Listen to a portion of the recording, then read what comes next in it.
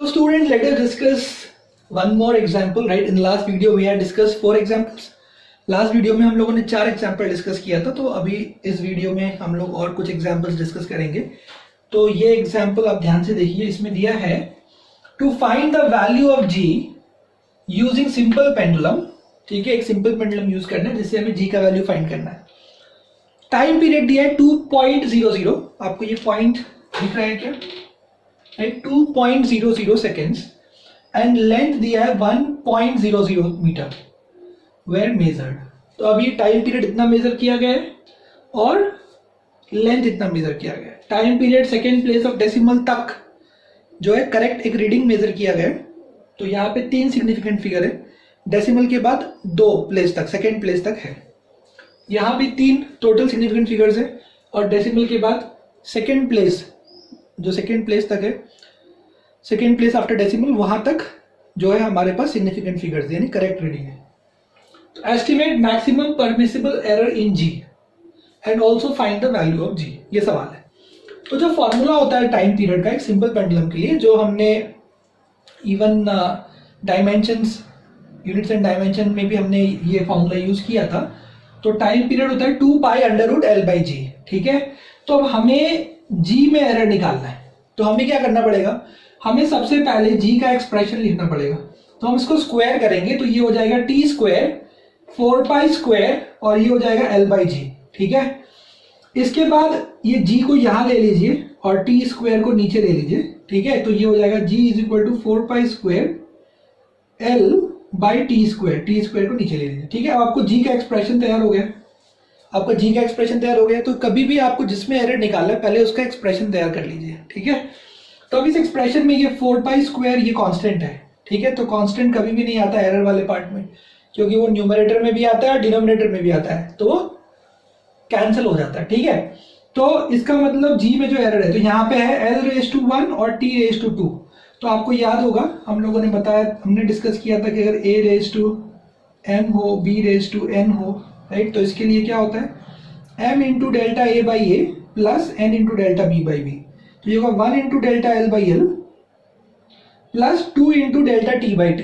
ठीक है, तो ये हो जाएगा एरर, इसमें g का फ्रैक्शनल एरर यानी ΔG/G = दिस।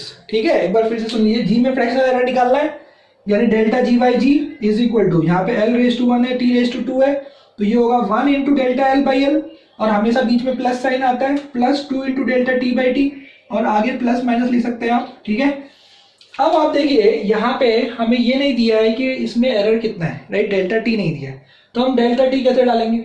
हम ΔL भी नहीं दिया, वो कैसे डालेंगे? तो जब मैं आपसे फर्स्ट लेक्चर डिस्कस कर रहा था, तो वहां पे हम लोगों ने डिस्कस किया था कि जो मैक्सिमम परमिसिबल एरर होता है वो उस इंस्ट्रूमेंट का लीस्ट काउंट के बराबर होता है।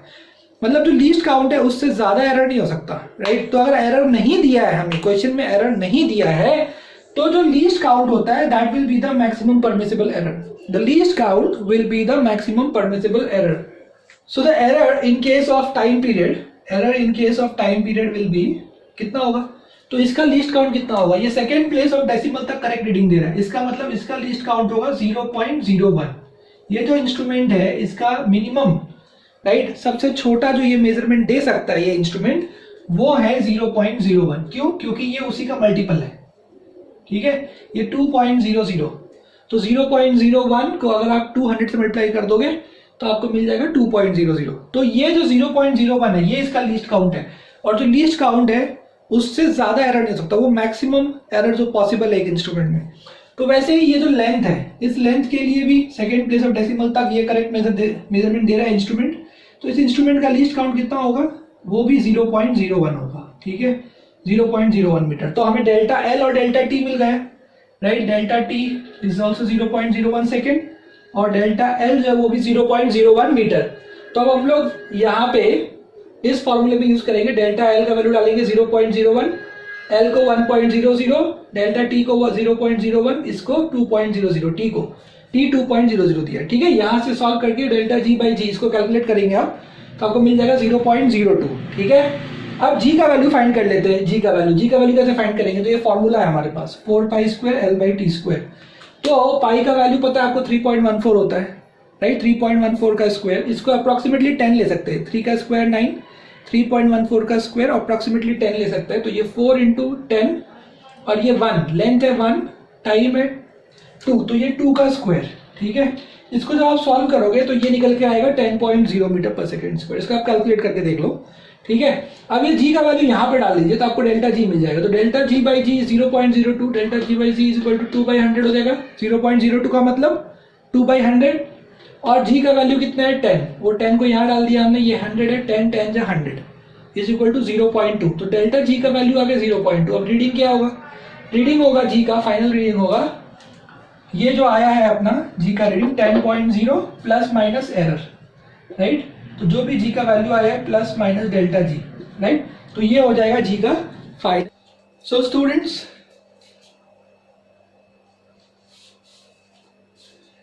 let us take second example. So I hope all of you have heard about Ohm's law, right? V is equal to IR, V is the potential, I is the current, R is the resistance. So we have a problem based on that. So in Ohm's law experiment, the potential drop across a resistance was measured as 5.0 volt. So up to the first place, right after decimal, we have the correct reading here.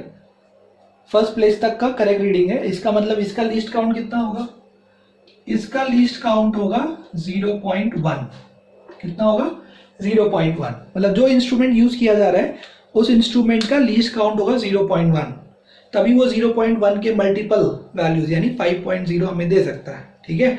और जो maximum permissible error है वो हमेशा least count, मतलब least count जितना हो सकता है, लीस्ट काउंट से ज्यादा हो सकता है, ठीक है। लीस्ट काउंट मतलब वो है मैक्सिमम परमिसिबल एरर, तो वो होगा 0.1, तो 0.1 यही होगा लीस्ट काउंट और यही होगा मैक्सिमम परमिसिबल एरर, ठीक है।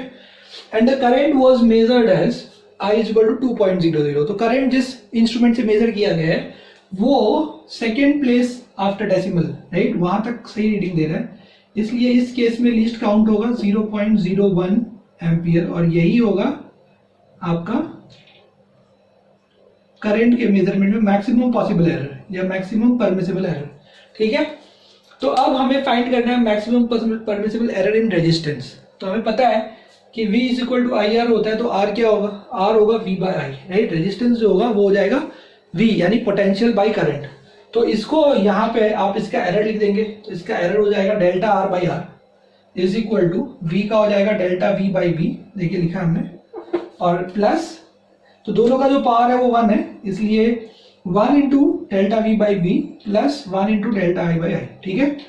अब least count is the maximum permissible error, जो हमने आपको लास्ट क्वेश्चन में बताया था और अभी बताया, क्योंकि यहाँ पे एरर दिया नहीं गया, एरर नहीं दिया गया तो हम मैक्सिमम एरर कितना ले सकते हैं, हम मैक्सिमम एरर उसके लीस्ट काउंट के बराबर ले सकते हैं। और लीस्ट काउंट कैसे फाइंड करना है, हमें ये देखना है कि मतलब किस प्लेस डेसिबल के किस प्लेस तक वो मेजरमेंट दे रहा है। अगर फर्स्ट प्लेस तक दे रहा है तो least count is 0.1, second place तक दे रहा है तो least count is 0.01, third place तक दे रहा है तो लीस्ट काउंट इज 0.001, और ये जो लीस्ट काउंट है यही इसका मैक्सिमम परमिसिबल एरर है। तो दोनों के हमें ये एरर्स पता है, तो बस ये वैल्यूज हम यहाँ डाल देंगे, राइट, 0.1/5, 0.01/2, और इसको कैलकुलेट कर लेंगे तो ये आ जाएगा 0.025, ठीक है, डेल्टा आर बाई आर यानी फ्रैक्शनल एरर का वैल्यू आ गया।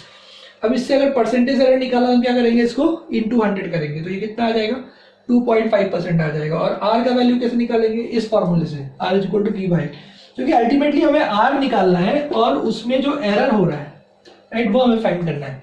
तो वो एरर या तो हम एब्सोल्यूट एरर फाइंड करेंगे या परसेंटेज में फाइंड करेंगे, दो ऑप्शन है हमारे पास, राइट, जैसा भी हम फाइंड कर सकते हैं वो ऑप्शन हम चेक कर सकते हैं, राइट, जो भी ऑप्शन दिया हो उसके हिसाब से we can find out and we can tick the answer, ठीक है।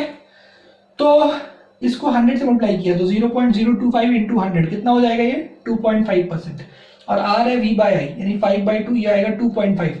तो ये देख सकते हैं ऊपर यहाँ पे 2 सिग्निफिकेंट फिगर्स है, नीचे यहाँ पे 3 है, तो जब भी हम मल्टीप्लाई या डिवाइड करते हैं तो हम ये चेक करते हैं कि दोनों रीडिंग्स में कितने कितने सिग्निफिकेंट फिगर्स है, पहले में कितना है दूसरे में कितना है, और जिसमें कम है उतने ही सिग्निफिकेंट फिगर्स हम लोग फाइनल आंसर में रखते हैं। तो इसमें हमने चेक किया इसमें 2 है, इसमें चेक किया इसमें 3 है, तो मिनिमम कितना है 2, तो फाइनल आंसर में कितना चाहिए 2, तो मल्टीप्लाई और डिवाइड में ये रूल फॉलो होता है, राइट।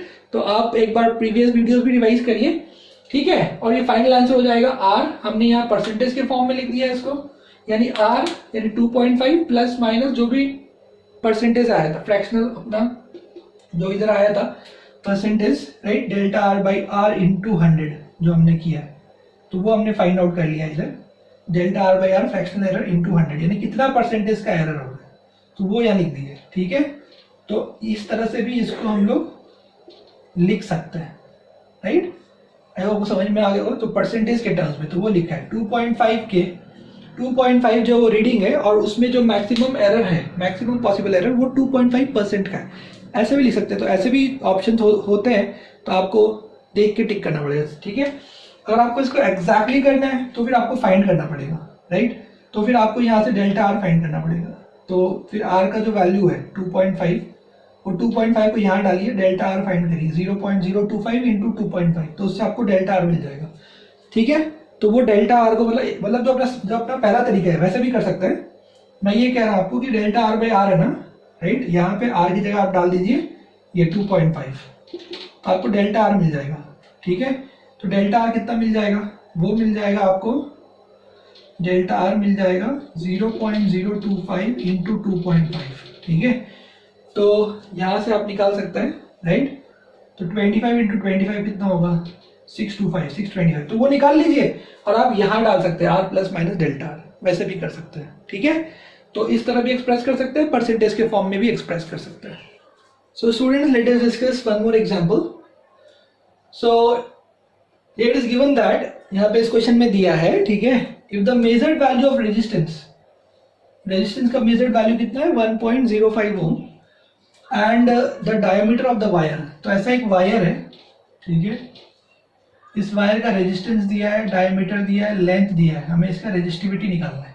ठीक है, ऐसा है, तो ये हो गया रेजिस्टेंस, ये डायमीटर दिया है 0.60 mm और लेंथ दिया है यहाँ पे 75.3 सेंटीमीटर। ठीक है, ये अपने को लेंथ दी है, बोला find the maximum permissible error in resistivity. ठीक है, वो हमें फाइंड करना है। अब ये फॉर्मूला होता है R is equal to rho l by a, ये फॉर्मूला आपने भी देखा होगा 10th स्टैंडर्ड में। तो यहाँ से रो अपने को मिल जाएगा R A बाई एल, ए यहाँ आएगा, एल नीचे आएगा, तो R A बाई एल ऐसा मिल जाएगा। ठीक है, तो यहाँ पे R है area pi R square, area जो है यहाँ पे वो क्रॉस सेक्शन एरिया है, ये जो वायर है इस वायर का cross section area, cross section जिसको कट करेंगे तो जो इसका सामने जो एरिया दिखेगा सरफेस एरिया, वायर का क्रॉस सेक्शन एरिया, वो है ये area. So pi R square और रेडियस होता है डायमीटर d/2 होता है, तो d स्क्वायर बाई 4 हो जाएगा। ठीक है, तो अभी आपको रेजिस्टेंस दिया 1.05 ओम, तो सेकेंड प्लेस, डेसिमल के सेकेंड प्लेस तक ये मेजरमेंट दिया है। इसका मतलब जो इसका लीस्ट काउंट है वो 0.01 होगा, कितना होगा 0.01, और जो लीस्ट काउंट है वही होगा मैक्सिमम परमिसिबल एरर। ठीक है, अब ये देखिए ये लेंथ है 75.3 सेंटीमीटर, ठीक है, 75.3 सेंटीमीटर, तो इसमें जो लीस्ट काउंट है वो फर्स्ट प्लेस डेसिमल तक होगा, यानी 0.1 सेंटीमीटर, तो वही होगा उसका मैक्सिमम परमिसिबल एरर। ठीक है, डायमीटर दिया है अपने को 0.60 mm, यानी डेसिमल के सेकेंड प्लेस तक क्या ये मेजरमेंट जो है करेक्ट मेजरमेंट है, तो जो लीस्ट काउंट होगा वो भी सेकेंड प्लेस तक होगा, यानी 0.01, यानी जिस इंस्ट्रूमेंट से ये मेजर किया गया है उस इंस्ट्रूमेंट का लीस्ट काउंट जो है वो 0.01 mm तक होगा। ये लीस्ट काउंट ही हो जाएगा इसका मैक्सिमम परमिसिबल एरर। तो अभी हमें R पता है, डेल्टा R पता है, L पता है, डेल्टा L पता है, D पता है, डेल्टा D पता है। ठीक है, अब हम लोग इसके लिए लिखेंगे डेल्टा रो बाई रो, तो डेल्टा रो बाई रो क्या होगा, डेल्टा रो बाई रो, तो यहाँ तीन टर्म है, R है, L है और डायमीटर है। ठीक है, ये दोनों कांस्टेंट है, पाई और 4 दोनों क्या है, पाई और 4 दोनों कांस्टेंट है। ठीक है, तो वो दोनों नहीं आएंगे, राइट, कांस्टेंट नहीं आते, तो ये बच गया 3, तो ये R raise to 1, L raise to 1 और D रेज टू 2 है, ये होगा 1 into delta R by R plus 2 into delta D by D plus delta L in 1 into delta L by L। ठीक है, तो ये सारे वैल्यूज हम लोग पुट कर देंगे। R का वैल्यू है 1.05, डेल्टा R 0.01, L का वैल्यू 75.3, डेल्टा L का वैल्यू 0.1 डाल दिया, D का वैल्यू 0.6 डाल दिया और डेल्टा D का वैल्यू 0.01। तो आप सोच रहे होगे सर आपने यूनिट्स क्यों नहीं डाला, देखो यूनिट्स हमने इसलिए नहीं डाला क्योंकि यहाँ ऊपर भी ओम नीचे भी ओम आएगा, वो कैंसिल हो जाएगा। यहाँ भी मिलीमीटर मिलीमीटर कैंसिल हो जाएगा, यहाँ भी दोनों ऊपर नीचे सेंटीमीटर आने वाला, तो वो भी कैंसिल हो जाएगा। तो इसको आप कैलकुलेट करोगे राइट, तो ये आएगा 0.0441, ठीक है ओके। जिसको परसेंटेज में निकालने के लिए आप इंटू 100 कर दीजिए, तो ये 4.41% आ जाएगा। कितना आ जाएगा? 4.41%। तो रो, तो आपको परसेंटेज एरर मिल गया है, ठीक है। परसेंटेज एरर, अब रो का वैल्यू निकालना है, तो रो का वैल्यू आप यहाँ से निकाल लो। तो ये जो एक्सप्रेशन है आपके पास, ये वाला, इस एक्सप्रेशन में आप वैल्यू डाल दो राइट। ये एक्सप्रेशन क्या है? ये एक्सप्रेशन है r pi diameter square by 4 और ये l। तो हमारे पास सारे वैल्यूज है, r का वैल्यू है, l का वैल्यू है, डायमीटर है। इस बार आपको सारे यूनिट डालने पड़ेंगे, ठीक है। सेंटीमीटर को मीटर में कन्वर्ट करना होगा, यानी इंटू 10⁻²। मिलीमीटर को भी मीटर में करना होगा, यानी इंटू 10⁻³ और ये सब वैल्यूज यहाँ डाल के आपको यहाँ से आपको रो का वैल्यू मिल जाएगा, ठीक है। तो वो मैं आप पे छोड़ता हूँ, ठीक है। वो रो का वैल्यू आप फाइंड कर लीजिए और वो फाइंड करके इसको यहाँ डाल दीजिए। यहाँ पे जो भी आएगा, ये मानिए ये x आता है, ठीक है। आप सारे वैल्यूज डालिए, ठीक है। तो वो जो वैल्यू है वो इधर डाल दीजिए, तो this will be your final answer, ठीक है ओके स्टूडेंट्स। तो आप ये 3 एग्जाम्पल अच्छे से करिए, वापस खुद से एक बार करिए, 2 बार करिए और फिर कल हम लोग इस पे